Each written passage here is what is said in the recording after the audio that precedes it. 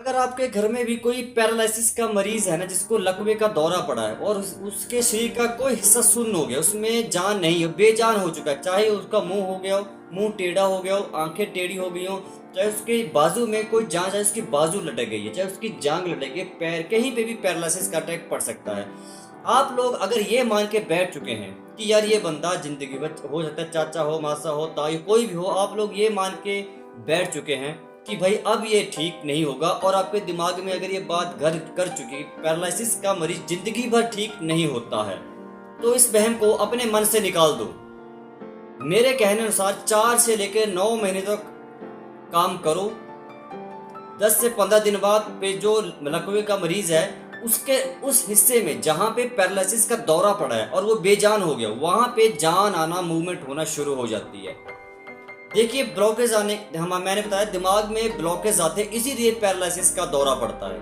कुछ नहीं है, हमारे दिमाग के अंदर ब्लड वेसल्स होते हैं जिनके थ्रू ब्लड पास होता है, बस छोटी छोटी पाइप होती है हमारे दिमाग के अंदर, वहां पे ब्लड पास होता है उनके थ्रू।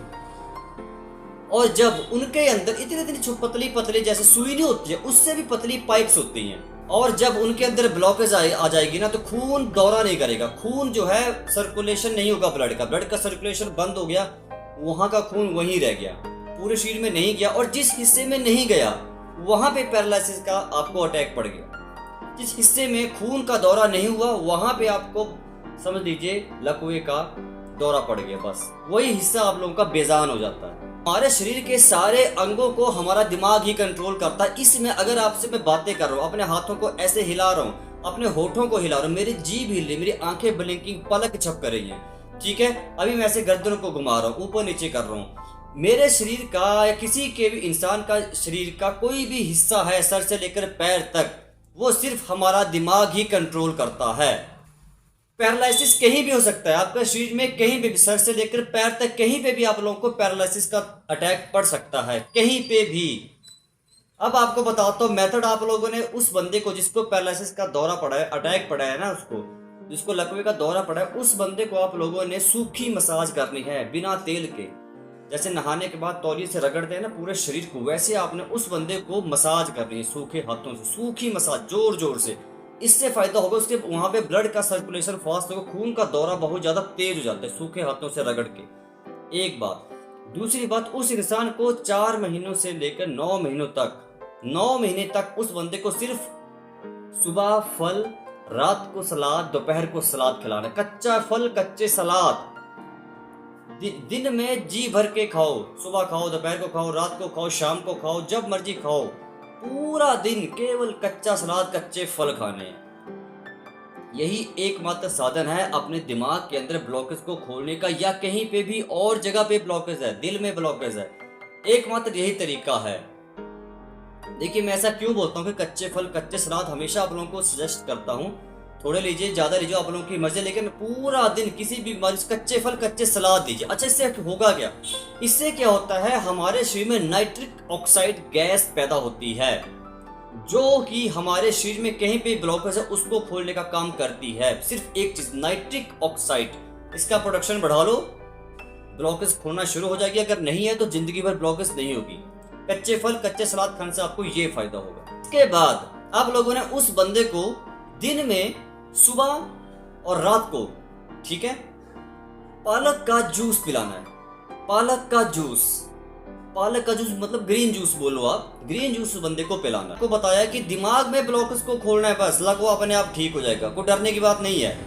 लेकिन आप लोग ये मान चुके हैं, आप लोगों को ये डर बैठ चुका है कि लकवा जिंदगी भर ठीक नहीं होगा। भाई ब्लॉकेज खोल लो ना मेरे भाई, ब्लॉकेज खोल लो दिमाग में से, बात खत्म, लकवा ठीक हो जाएगा, क्या दिक्कत है। एक काम आप लोगों ने और करना है, अनुलोम विलोम योगा करना है 1 घंटा 60 मिनट। मैंने आपको बताया कि मुझे इसे करते हुए पता नहीं कितने, मुझे याद कितने साल हो गए भाई। ब्लड प्रेशर नहीं बढ़ेगा, दिल में ब्लॉकेज नहीं होगी, हार्ट अटैक नहीं पड़ेगा, खून का ब्लड का सर्कुलेशन फास्ट रहेगा, हमेशा नस लो रहेगा, नफस नॉर्मल रहेगा। और इससे देखिए, जब आप अनुलोम विलोम ऐसे करेंगे, नस और नाड़ियां उनमें जो होते हैं मूवमेंट आना शुरू होते हैं, उनमें प्रॉपर ऑक्सीजन पहुंचती है वहां पे। हमारे जो शरीर के अंदर नस नाड़ियां, उनको कोई खाना थोड़ी चाहिए, उनको सिर्फ फ्रेश ऑक्सीजन चाहिए, उनकी डाइट यही है, ऑक्सीजन।